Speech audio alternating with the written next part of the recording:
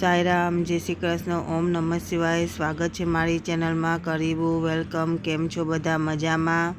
આજે હું તમને શીખવાડીશ કે ઘરે એગલેસ ફ્રેન્ચ ટોસ્ટ કેવી રીતના બનાવાય, એ પણ સ્ટેપ બાય સ્ટેપ। તો ચલીએ રેસીપીની શરૂઆત કરીએ। ગેસ ઉપર એક પેને રાખી દઈશું, તેમાં 1 કપ ખાંડ નાખશું અને 3/4 કપ પાણી નાખશું। હવે ગેસનો ફ્લેમ ઓન કરી નાખશું અને મીડિયમ ફ્લેમ પર આપણે ખાંડને હલાવતા જઈશું અને તે ઓગળતી જશે। ખાંડને આપણે વચવચમાં હલાવતા જઈશું। થોડીવાર પછી તમે જોશો તો બધી ખાંડ ઓગળી ગઈ હશે। થોડી મિનિટ પછી તમે જોશો તો આ ઉકળવા માંડ્યું છે અને ધીમે ધીમે તે ઘાટું થવા લાગ્યું છે। તો હવે તેને આપણે સતત હલાવ્યા રાખશું, જેથી એ વધારે ઘાટું થઈ જાય। કેરેમલ સોસ બનાવવા માટે આપણે ગેસનો ફ્લેમ સ્લો ટુ મીડિયમ રાખવાનો છે। જો તેને હાઈ ફ્લેમ પર આપણે બનાવશું તો આગળ જતાં જેમ ઠંડુ થશે તેમ તેમાં ક્રિસ્ટલ જામી જાય છે। હવે તેમાં આપણે 2 ચમચી 2 ટેબલસ્પૂનની આસપાસ બટર નાખશું અને તેને સારી રીતના મિક્સ કરી નાખશું બટર સાથે। બટર નાખ્યા પછી આપણે તેને કન્ટિન્યુ હલાવ્યા રાખશું। ફ્રેન્ચ ટોસ્ટ કોને કોને ભાવતું હોય છે તે અમને કોમેન્ટમાં જરૂરથી બતાવજો। હવે આપણે 3/4 કપ દૂધ લઈ લઈશું। દૂધ અહીંયા મેં થોડું ગરમ કરેલું લીધું છે।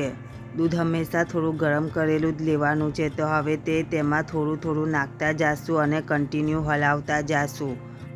હવે આપણે તેને સતત હલાવ્યા રાખશું। થોડી મિનિટ પછી આપણું કેરેમલ સોસ તૈયાર છે। તો હવે ગેસનો ફ્લેમ બંધ કરી નાખશું અને તેને ઠંડુ થવા દઈશું।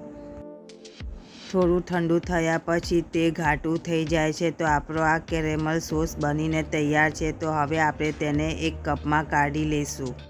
તમને મારી બધી રેસીપી કેવી લાગે છે તે અમને કોમેન્ટમાં જરૂરથી કહેજો। તો આપણો આ કેરેમલ સોસ બનીને તૈયાર છે ફ્રેન્ચ ટોસ્ટમાં યુઝ કરવા માટે। જો કેવો ફાઇન બન્યો છે આપણો આ કેરેમલ સોસ। કેરેમલ સોસ બહુ ઘાટો પણ નહીં અને બહુ પતલો પણ નહીં તેવો બનાવવાનો છે।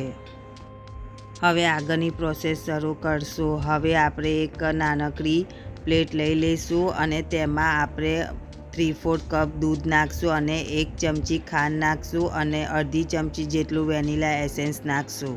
1/4 ટીસ્પૂન તજનો પાવડર અને થોડુંક જાયફળ, એ પણ 1/4 ટીસ્પૂન જેટલું જાયફળ ઘસીને તેમાં નાખી દઈશું। દૂધની અંદર નાખશું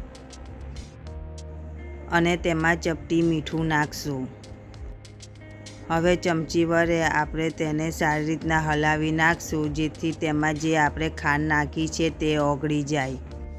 અહીંયા મેં 2 સ્લાઇસ બ્રેડના લીધા છે। તો ચલીએ આગળની પ્રોસેસ શરૂ કરીએ। ગેસ ઓન કરી નાખીએ અને ગેસ ઉપર એક ફ્રાય પેન રાખી દઈએ અને તેમાં 1 ચમચી બટર નાખીને બધે બાજુ આપણે સારી રીતના ફેલાવી લઈશું। હવે આપણે જે દૂધ રેડી કર્યું હતું તેમાં 1 સ્લાઇસ બ્રેડનું બોળીને તેને ફ્રાય પેન ઉપર રાખી દઈશું અને થોડી મિનિટ પછી તેને પલટાવીને બીજી બાજુ શેકી લઈશું।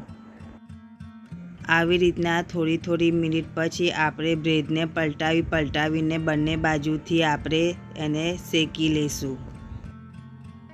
થોડી મિનિટ પછી તમે જોશો કે આપણું આ બ્રેડ શેકાઈને તૈયાર છે। તો હવે તેને આપણે ફ્રાય પેનમાંથી કાઢી લઈશું અને જે બીજું બ્રેડ છે તેને પણ આવી રીતના આપણે શેકી લઈશું। ફ્રેન્ચ ટોસ્ટ બનાવવા માટે ઈંડાનો ઉપયોગ કરતા હોય છે, પરંતુ ઈંડા વગર પણ ફ્રેન્ચ ટોસ્ટ આપણે બનાવી શકીએ છીએ। આપણું આ બીજું પણ બ્રેડ શેકાઈને તૈયાર છે। તો હવે આપણે જે પહેલું બ્રેડ શેકીને રાખ્યું હતું તે પણ ફ્રાય પેનમાં રાખી દઈશું। તો આપણા આ બંને બ્રેડ શેકાઈને તૈયાર છે। તો હવે આપણે ગેસનો ફ્લેમ બંધ કરી નાખશું અને તેને ફ્રાય પેનમાં જ રાખશું। અહીંયા એક આખું કેળું લીધું છે, પણ આપણે આખું કેળું યુઝ કરવાનું નથી। તેમાંથી આપણે થોડુંક લઈ લઈશું અને તેની છાલ કાઢી નાખશું અને જેમ દેખાડ્યું છે એ પ્રમાણે આપણે તેને સ્લાઇસમાં કાપી લઈશું। કેળું સ્લાઇસમાં કપાઈ ગયું છે। હવે જોયું તમે, અહીંયા આપણે ન્યુટેલા યુઝ કરવાનું છે। જે આપણે બ્રેડ શેક્યા છે તેની ઉપર આપણે ન્યુટેલા સ્પ્રેડ કરશું। તો ચલીએ આગળની પ્રોસેસ શરૂ કરીએ। એક પ્લેટ લઈ લઈશું અને જે બ્રેડ શેકેલા છે તેમાંથી એક બ્રેડ આપણે પ્લેટમાં રાખશું।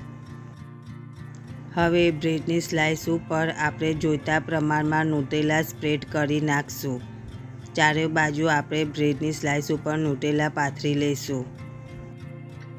બ્રેડ ઉપર ન્યુટેલા પથરાઈ ગયા પછી આપણે જે કેળાની સ્લાઇસ કાપી હતી તે આપણે તેની ઉપર રાખી દઈશું એક પછી એક. હવે આપણે જે બીજું બ્રેડ શેકીને રાખ્યું હતું તે તેની ઉપર રાખી દઈશું. હવે આપણે એક કપ લઈ લઈશું અને જે આપણે કેરેમલ સોસ તૈયાર કરીને રાખ્યો હતો તે આપણે એક નાનકડા કપમાં લઈ લઈશું. અહીંયા કેરેમલ સોસ થોડુંક ગરમ છે. પ્લેટમાં બ્રેડની સ્લાઇસ સાથે કેરેમલ સોસ પણ સાઈડમાં રાખી દઈશું. બ્રેડ ઉપર એક સ્કૂપ જેટલી વેનીલા આઈસ્ક્રીમ રાખશું અને તેની ઉપર અડધી ચમચી જેટલું પાવડર સુગરને છાંટશું, સ્પ્રિંકલ કરશું. હવે આઈસ્ક્રીમ ઉપર કેરેમલ સોસ નાખશું. કેરેમલ સોસ થોડુંક ગરમ યુઝ કરવાનું છે. વાવ, ટન તો આપણું આ ફ્રેન્ચ ટોસ્ટ ખાવા માટે તૈયાર છે. તો તમે પણ આ એગલેસ ફ્રેન્ચ ટોસ્ટ ઘરે બનાવો અને ઘરમાં બધાને ખવડાવો. તમને આજની મારી આ એગલેસ ફ્રેન્ચ ટોસ્ટની રેસીપી કયા ગામમાંથી કે કયા દેશમાંથી જોઈ તે અમને કોમેન્ટમાં જરૂરથી કહેજો. અને તમને મારી આ રેસીપી ગમી હોય તો લાઈક કરજો અને તમારા સગા સંબંધીઓને શેર પણ કરજો. અને મારી ચેનલને સબસ્ક્રાઈબ કરવાનું નહીં ભૂલતા. ચાલો તો હું જાઉં છું. ફરીથી મળશું નવી રેસીપી સાથે. બાય બાય ક્વાહેરી. Enjoy eggless French toast.